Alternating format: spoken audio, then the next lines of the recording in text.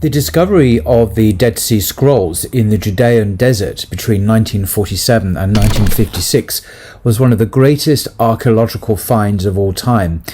These extraordinary manuscripts appear to have been hidden in the caves at Qumran by the Essenes, a Jewish sect in existence before and during the lifetime of Jesus.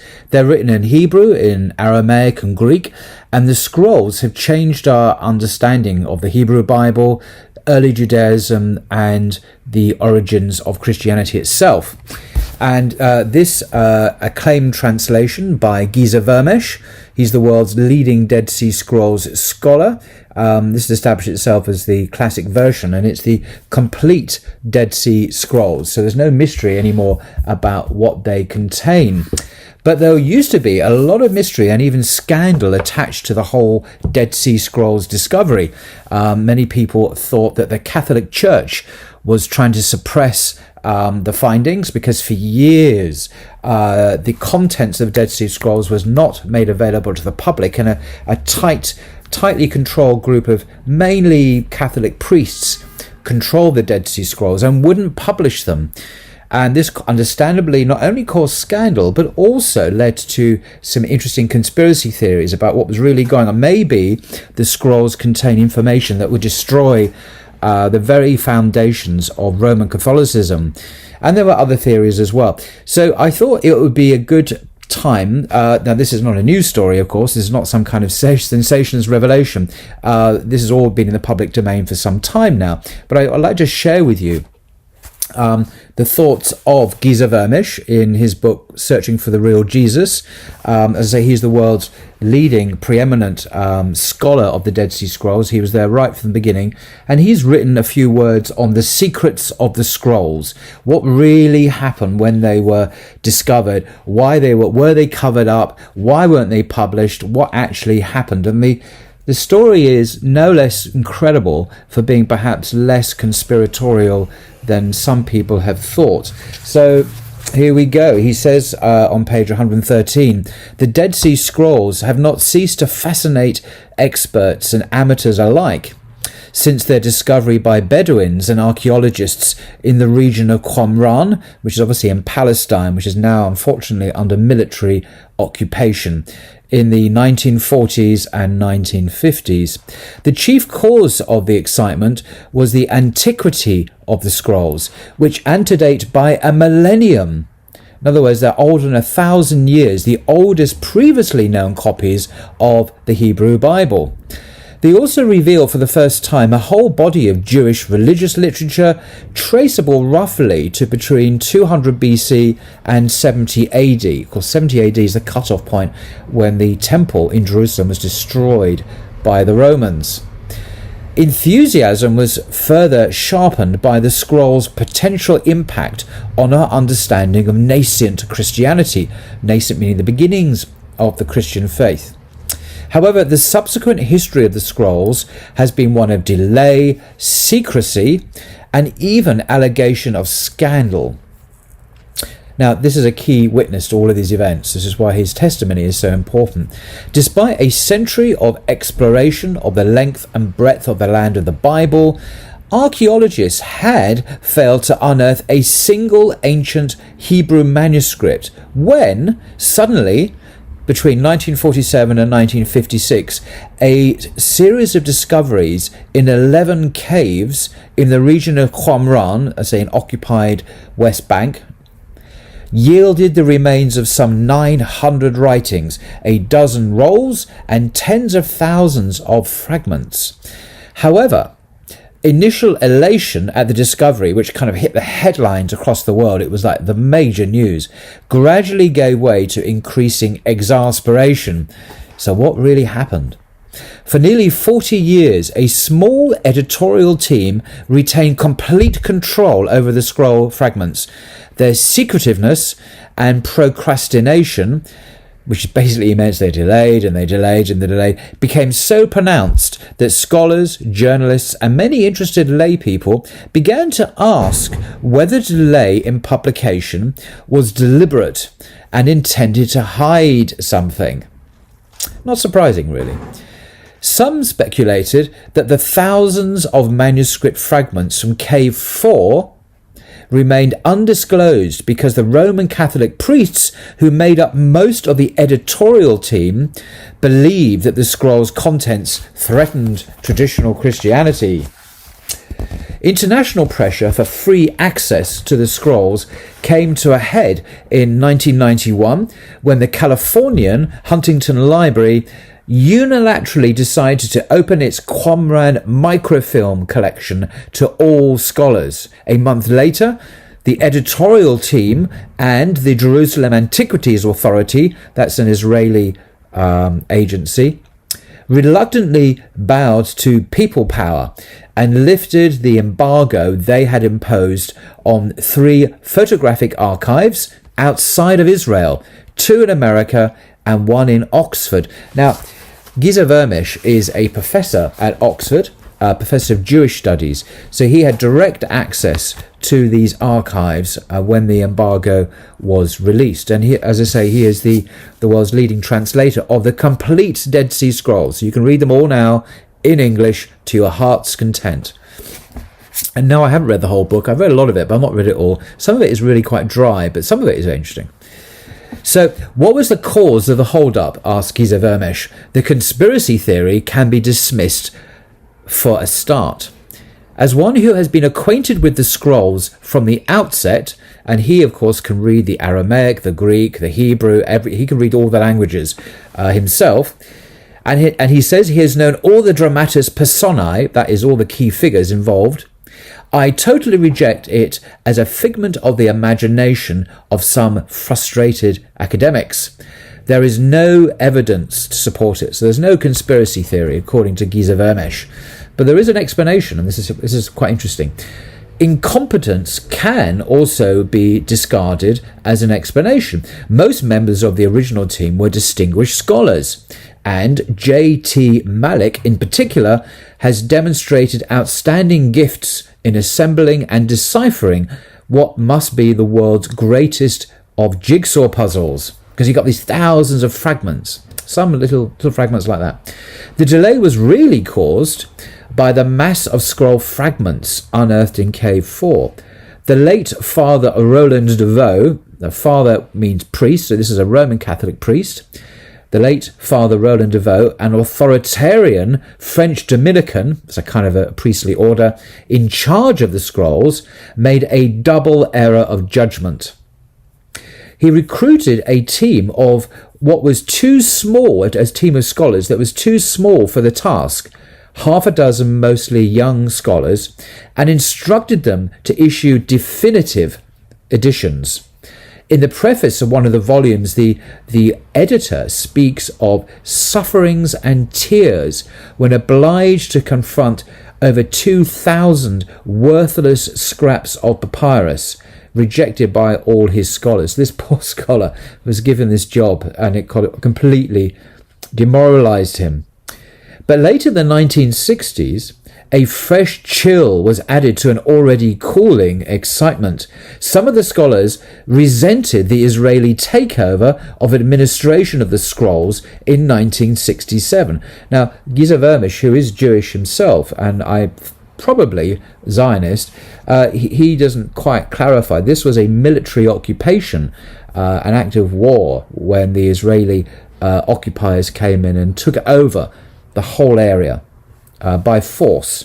So it wasn't just like they just kind of bought the place, they took it over. So, and some of the Christian priests objected to this, not surprisingly, because it was an act of war. So some of the editors resented the Israeli takeover of administration of the scrolls in 1967. Father Vaux, the aforementioned, refused to cooperate right up to his death in 1971. Well, understandable.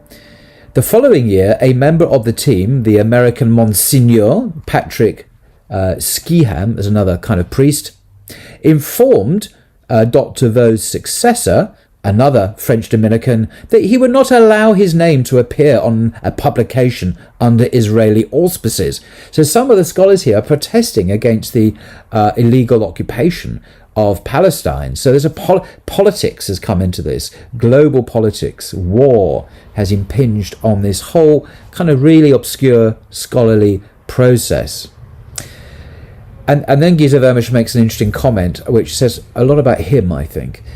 His dilemma was resolved from above, from God, for he died in 1980 without submitting the typescript which he had promised for 1975. So you can see where Giza Vermish's sympathies lie here, really. Even as late as 1990, in a one-page preface to Volume 8 of the official series, the third chief editor, John Strugnell, deliberately avoids any mention of the State of Israel, as he calls it, and refers only to anonymous governmental authorities. Well, it's an illegal occupation, so no wonder he doesn't want to give credibility and kind of legitimacy to a group of people who are illegally occupying Palestine. That's an understandable reaction. But clearly for Giza Vermish, he sympathises with, quote-unquote, the State of Israel, giving it some kind of formal legitimacy. But of course it's committing an illegal act, according to international law anyway, and the United Nations.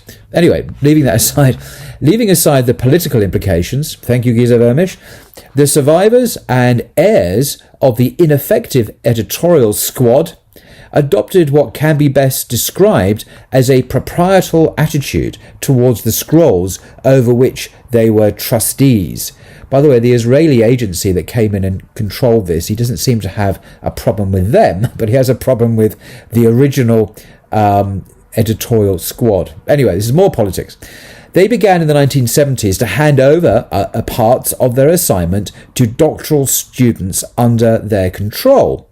Otherwise, the unpublished texts continued to be kept under lock and key, and not even a catalogue was made available. A catalogue presumably would be a list of all the, just saying what the fragments are. You know, there's fragment X and Y, and this is found here. Not even a catalogue was made available, which is a pretty scandalous, I agree.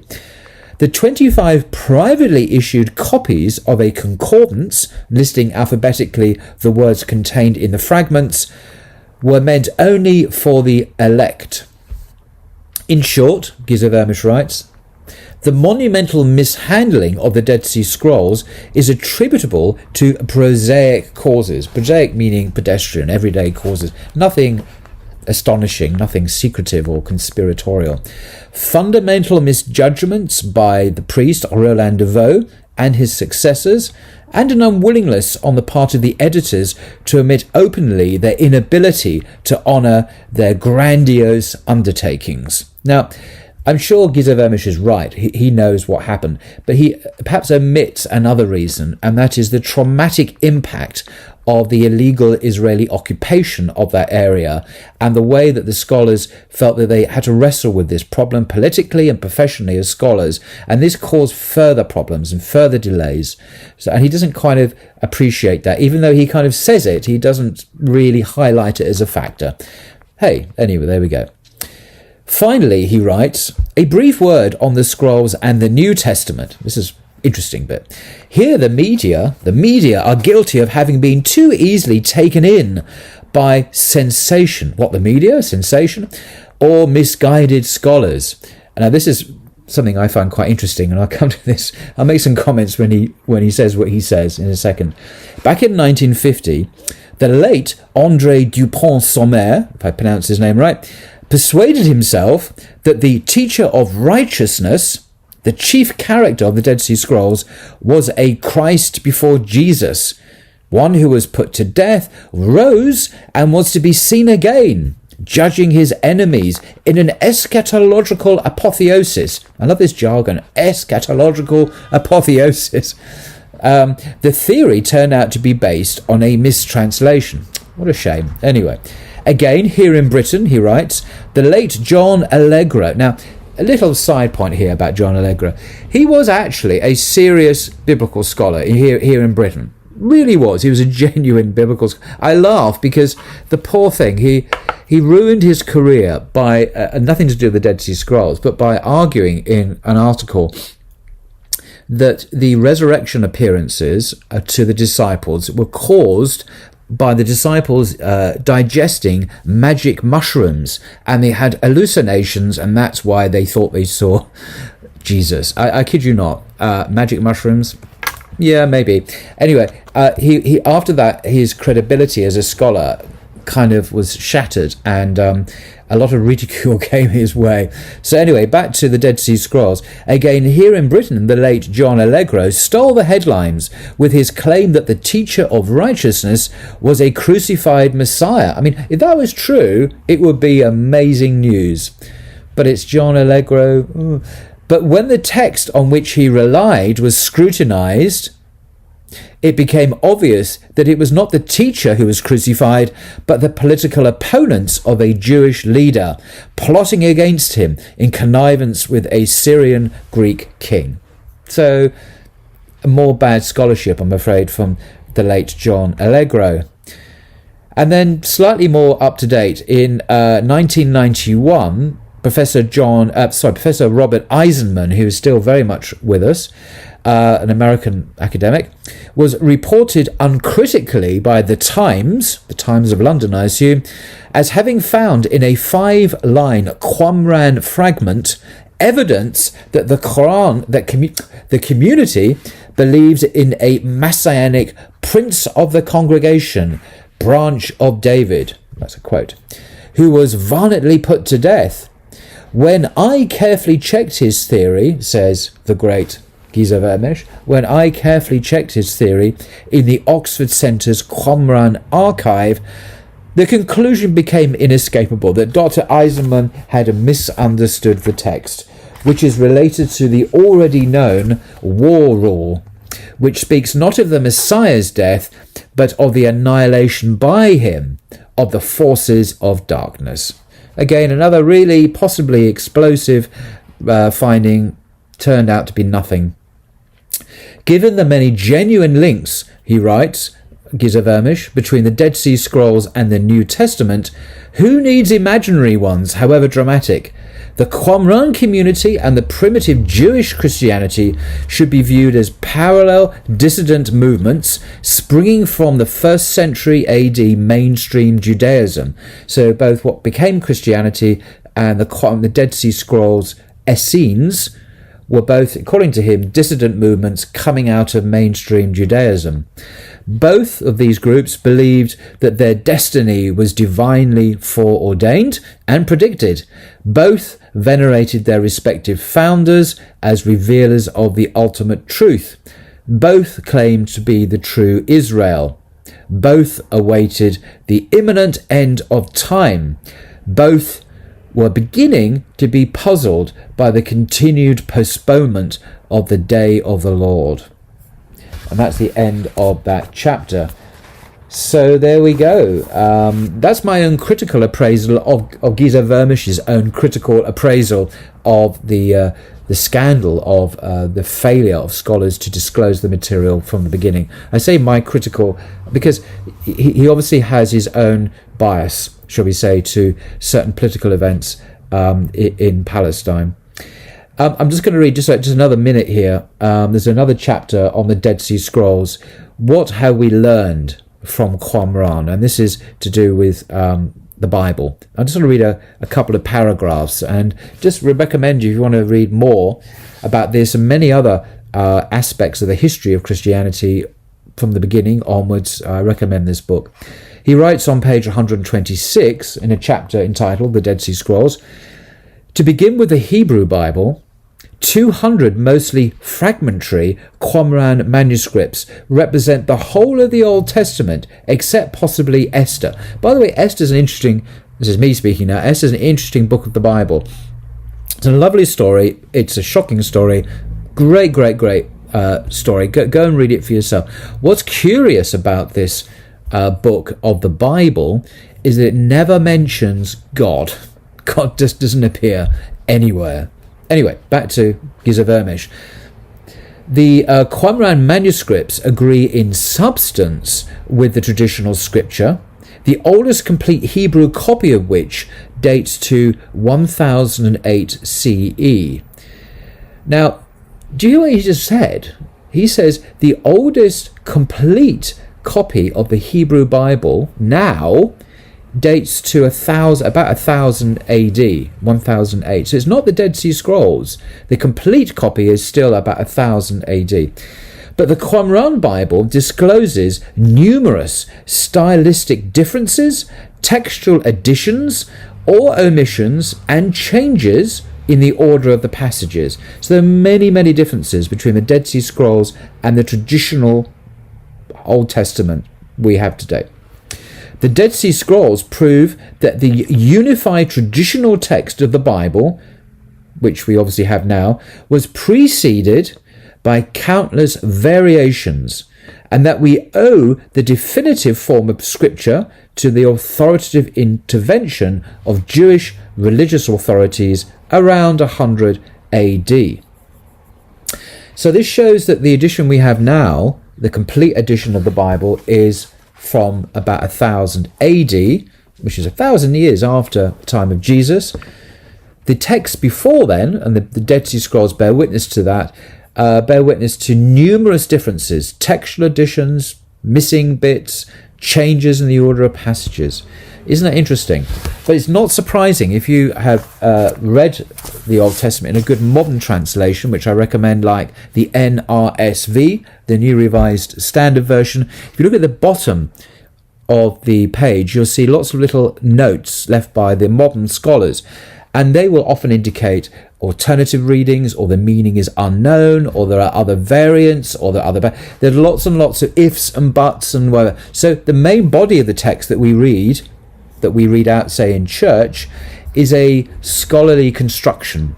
It's a view of what the translators think is the probable text.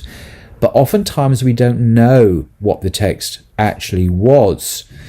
Don't take my word for that. Just go and get a good modern translation of the Bible. Look at the critical apparatus underneath, as it's called, the scholarly notes, and you will see all of this. Virtually on every page you will see, well, there's a variation here, or possible meaning unknown, or it could mean this, or this particular passage is according to the Septuagint, or the Dead Sea Scrolls, or the Masoretic text, or what would be another one? The Samaritan Torah. There's another version of the Torah belonging to the Samaritans, and so on and so on. The Septuagint, particularly the Greek translation of the Old Testament books, done about 200 BC, is very important in a witness to a text that predated our modern understandings of the Hebrew Bible. Anyway, that's enough about this entirely different subject. Hope that was of interest. Till next time.